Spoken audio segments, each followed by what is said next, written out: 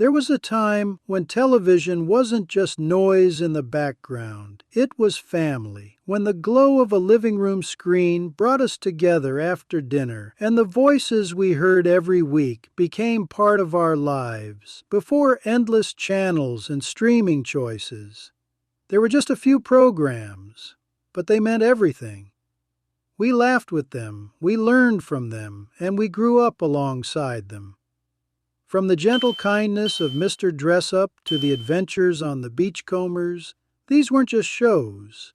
They were moments that defined a generation of Canadians.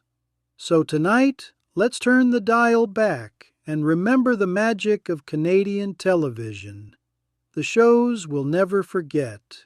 Long before tablets and streaming, Mr. Dressup was every child's quiet morning friend. Ernie Coombs, with his gentle voice and big heart, invited us into a world of imagination. A simple table, a tickle trunk full of costumes, and endless creativity. Every episode reminded us that you didn't need much to dream, just paper, crayons, and a little kindness. For nearly 30 years, Mr. Dressup was more than a show. He was a friend who helped us see the world through wonder.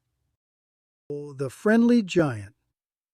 Look up, way up, those words still echo in the hearts of Canadians who grew up in gentler times. The Friendly Giant wasn't just a children's show. It was a feeling. A chair for you, a chair for me, and a little one for someone who likes to rock. Rusty the Rooster and Jerome the Giraffe weren't puppets. They were friends. And the Friendly Giant taught us something television often forgets today, that quiet kindness can fill a room more than any noise. Every Sunday evening, families across Canada gathered around their televisions to watch the Beachcombers. It told the story of Nick Adonitis and his crew salvaging logs along the rugged coast of British Columbia. But it wasn't just about boats and timber. It was about community, about loyalty, friendship, and life on the water. When the Persephone glided across the screen, it felt like every Canadian shoreline was part of the same small town.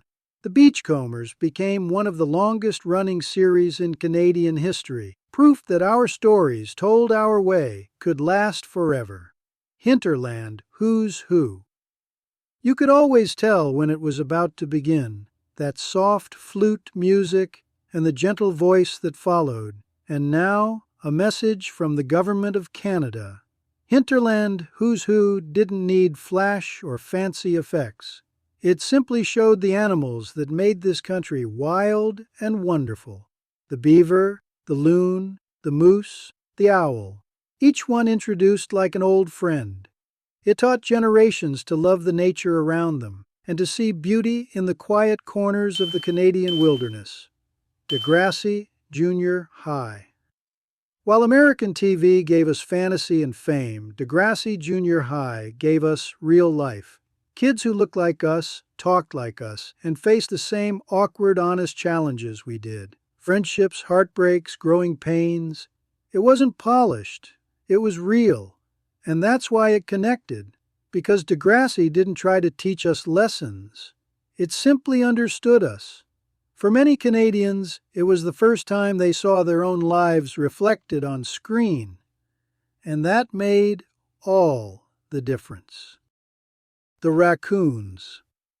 Deep in the evergreen forest lived Bert Raccoon, his friends Ralph and Melissa, and the greedy Cyril Sneer, a pink aardvark with a heart as crooked as his business plans. The Raccoons was adventure, humor, and environmental lessons all rolled into one, long before Going Green became a slogan.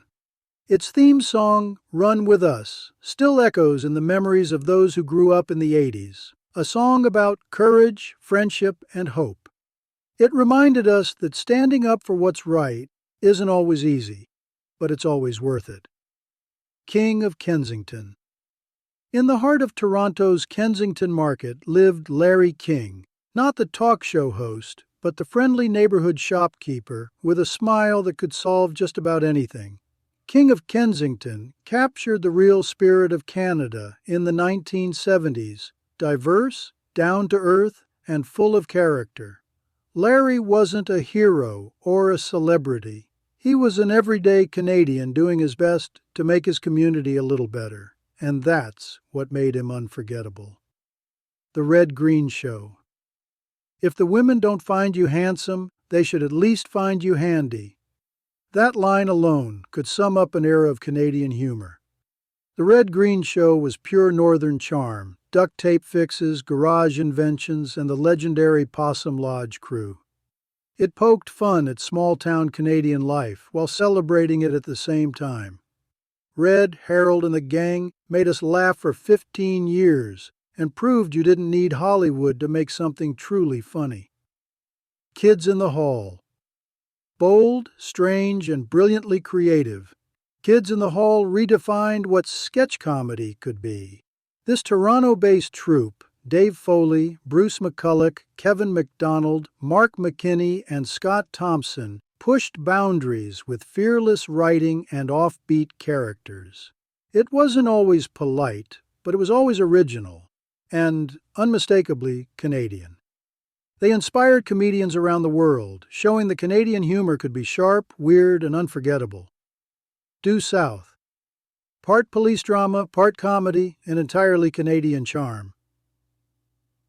Due South followed Constable Benton Fraser, a straight-laced Mountie who found himself solving crimes in Chicago. It was a perfect blend of politeness and chaos, Canadian heart meeting American grit. Fraser's wolf companion, Diefenbaker, and his unshakable manners made him one of television's most beloved Mounties. The show reminded us that kindness, even in a cynical world, can be the strongest force of all. Fraggle Rock. Created by Jim Henson but produced right here in Toronto, Fraggle Rock was a world of music, color, and imagination. Deep underground, the Fraggles sang, danced, and dreamed, teaching lessons about friendship, cooperation, and joy. It was more than a children's show. It was a message of harmony, wrapped in laughter and song. For Canadians, Fraggle Rock proved that creativity knows no borders, and that kindness can echo far beyond the cave walls. Today's special. When the store lights went out, the magic began. In Toronto's Eaton's department store, a mannequin named Jeff came to life, thanks to a magic hat and the words, "Hocus Pocus Alimagocus." With Jody, Sam, and Muffy the Mouse, today's special turned an ordinary store into a world of wonder.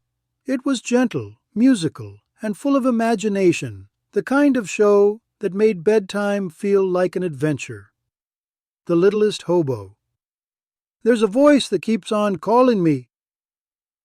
That opening line is etched into Canadian memory. The Littlest Hobo followed a wandering German shepherd who helped strangers and then moved on to the next town. No explosions, no special effects, just a loyal dog and a kind heart. Every episode reminded us that helping others can be its own reward, and sometimes heroes walk on four paws. Street Legal. Canada's first great legal drama, serious, grounded, and real. Set in Toronto, Street Legal gave us lawyers who weren't superheroes, but human beings, flawed, ambitious, and full of heart. It explored justice, morality, and the gray areas between right and wrong, the way only Canadian storytelling can. It proved that Canadian television could take on tough stories and tell them with honesty and class. The Nature of Things. Few shows defined Canadian television like The Nature of Things. Hosted for decades by David Suzuki, it brought science, discovery, and wonder into our homes. It taught us to see the planet not as a collection of facts, but as a living story we're all part of. Generations grew up learning from it, and even today, when that familiar theme begins to play, we know we're about to learn something extraordinary. The Nature of Things isn't just a show. It's part of Canada's cultural DNA. Wayne and Shuster. Before Saturday Night Live, before late-night talk shows, there was Wayne and Shuster.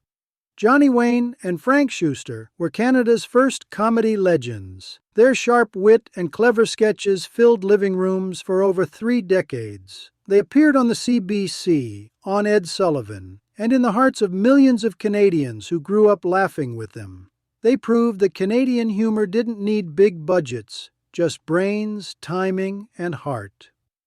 Front Page Challenge.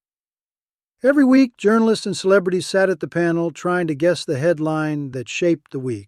Front Page Challenge was part game show, part current affairs, and completely Canadian.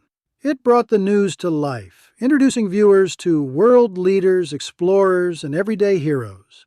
For almost 40 years, it made journalism exciting and showed that knowledge could be entertainment. Polka Dot Door. See you soon, through the Polka Dot Door. Those gentle words ended each episode, and for countless children, it felt like a promise. With songs, stories, and imagination, Polka Dot Door invited kids to dream and to play kindly. Polkaroo became a Canadian legend, a symbol of innocence, mystery, and fun. It wasn't just television. It was comfort, friendship, and a safe place in a noisy world. Don Messer's Jubilee. From the East Coast came the joyful sound of fiddles and step dancing.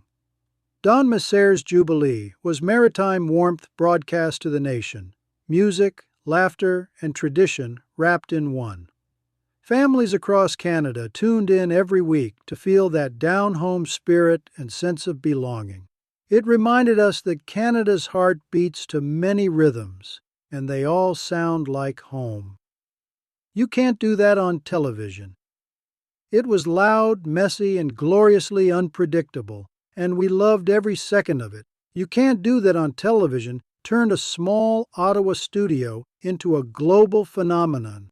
With sketch comedy, kid actors, and the legendary green slime, it broke every rule of children's television. It wasn't polished, but it was pure fun, and it proved that Canadian creativity could make the world laugh.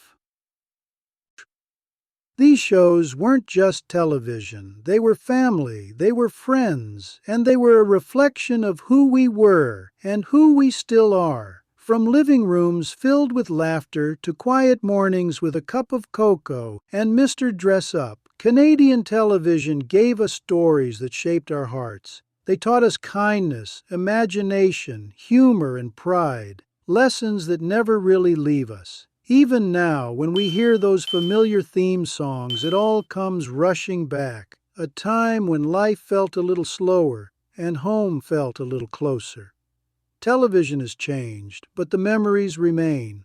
And as long as we remember them, they'll never fade. Thank you for watching Classical Canada. If you grew up with any of these shows, share your memories below. I read everyone. And if you'd like to help keep these memories alive, please subscribe.